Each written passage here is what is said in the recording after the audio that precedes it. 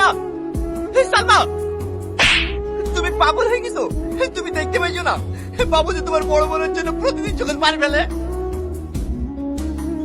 আজ যে আমাদের মুখে চুনকালি দিয়ে তোমার মেয়ে একটা ভিখারি ছেলের সঙ্গে পালিয়ে গেছে, তুমি ওই ভিখারিকে জামাই বলে মেনে নেবে কিভাবে? আমার মেয়েকে ভালোবাসে দিয়ে একটু স্বাধীনতা দিয়েছিলাম, আর তার সুযোগ নিয়ে এত বড় জঘন্য কাজ করতে পারলো। কি হয়েছে আব্বা? কি হবে আবার? তোর ওই বড় বোন এই চৌধুরী পরিবারের মান সম্মান ধুলোর সঙ্গে মিশিয়ে দিয়ে এক ভিখারি ছেলের সঙ্গে পালিয়ে গেছে। তুই কি পারবি এই পরিবারের মান সম্মান ধুলিসাৎ করে একটা ছেলে হাত ধরে পালিয়ে যেতে? জানি তুই পারবি না, কারণ সেই বিশ্বাস আমার আছে। আজ থেকে বাবু তুই আমার একমাত্র মেয়ে, আর ওই মেয়ে মরে গেছে। বাবুজি এরকম কথা বলবেন না, ও আপনার নিজের মেয়ে। দেখবেন এই একদিন সব ঠিক হয়ে যাবে। তুই চুপ কর। আমি তোমাকে পেয়ে খুব খুশি আছি। দিদি। টনি, আয় বস। বাড়ির সবাই ভালো আছে তো? হ্যাঁ ভালো আছি।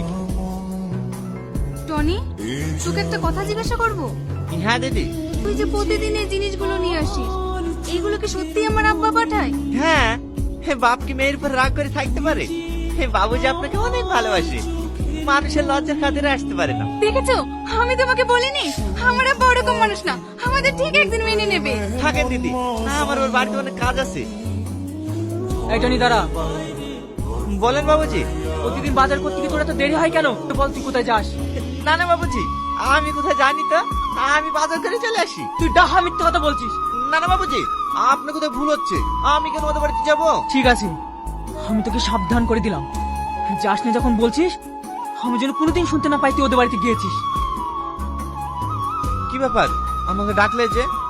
সত্যি করে বলো, তোমাকে এত করে ডাকছি, তুমি আমাকে ইগনোর করছো কেন? তুমি জানো না আমি তোমাকে কতটা ভালোবাসি? দেখো, আমিও তোমাকে অনেক ভালোবাসি, কিন্তু সব ভালোবাসা আমার বাবুজির ভালোবাসার কাছে তুচ্ছ। আমার বাবুজির চোখের পানি আমি কখনো সহ্য করতে পারবো না। সব কথাই বাবুজি বাবুজি আর বাবুজি। ওটা আমার বাপ না তোমার বাপ? দেখো, তোমাকে আমি খুব ভালোবাসি, আর তোমাকে বিয়ে করব। আমি তোমাকে বিয়ে করতে পারবো না। বিয়ে করতে পারবে না তো? ঠিক আছে, আমি এক্ষুনি বলবো। সালমা, সালমা, তুমি পাগল হয়ে গেছো? তুমি দেখতে পাইছো না বাবুজি তোমার বড় বোনের জন্য প্রতিদিন চোখের পানি ফেলে? আমি আজ তোমাকে পাওয়ার জন্য প্রতিদিন প্রতি মুহূর্তে চোখে চলছে। তোমার কি আমার প্রতি একটু মায়া হয় না? গো, আমারও মায়া হয়, কিন্তু আমি তোমাকে এই মুহূর্তে বিয়ে করতে পারবো না, যতক্ষণ না আমি বাবুজিকে নারাজি করতে পারছি।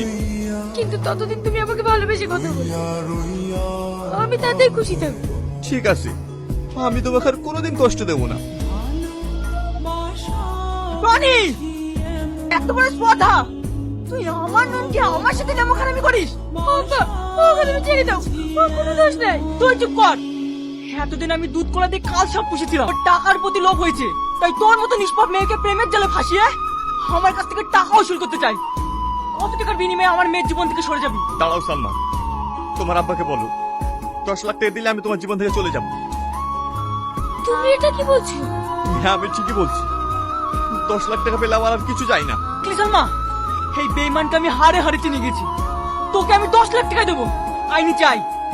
সামান্য কিছু টাকার লোভে আমার ভালোবাসা বিক্রি করে দিলি। তুই করে আমার চোখের সামনে দেখে তোরা মুখ দেখতে আমার কিন্না লাগে। মা, আমরা আর কতদিন বাঁচবো বল? আমরা মরার আগে তোর বিয়েটা জানে দেখে যেতে পারি।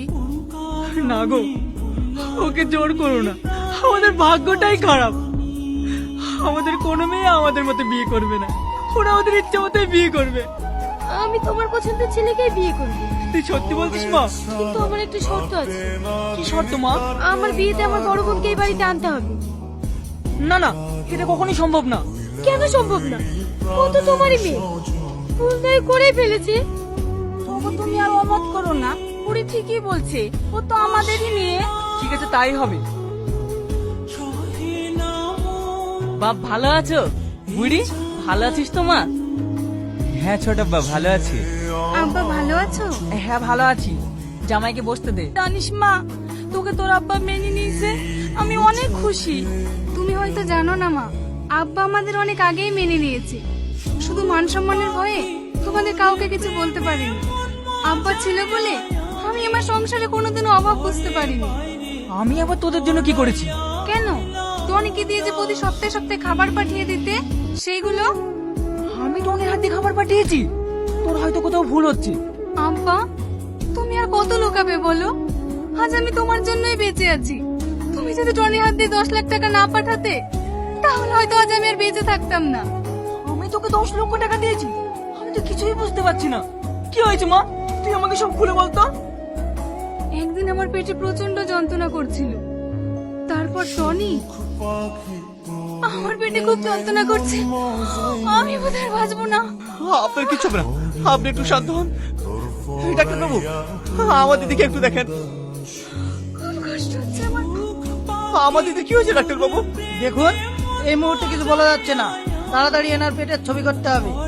ডাক্তার বাবু, আমার স্ত্রী কি হয়েছে? এনার দুটো কিডনি 70% ড্যামেজ হয়ে গেছে, তাড়াতাড়ি অপারেশন করতে হবে, না হলে বাঁচানো যাবে না। অপারেশন করতে কত টাকা লাগবে ডাক্তার বাবু? প্রায় 10 লাখ টাকা। আমি আর মনে হয় তোমাকে বাঁচাতে পারবো না গো। 10 লাখ টাকা কোথায় পাবো? কান্না করেন না জামাই বাবু। আমি আমার দিদির জন্য যেভাবে হোক টাকা ম্যানেজ করবো। তারপরও 10 লাখ টাকা নিয়ে আসি, আর টাকাটা দেওয়ার সময় জানাই ওই টাকাটা নাকি তুমি দিয়েছো।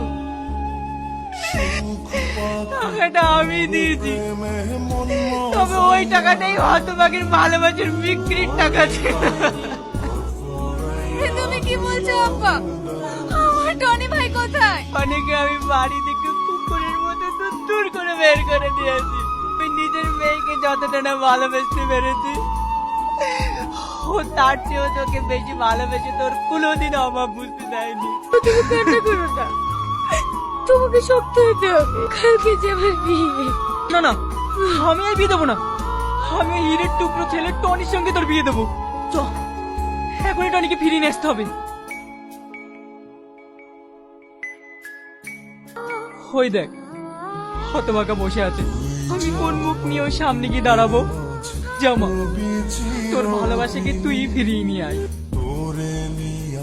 টনি, মা, আমি তোমাকে ভুল বুঝেছি টনি, তুমি আমাকে ক্ষমা করে দিও। I love you. আমি তোমাকে অনেক ভালোবাসি সালমা।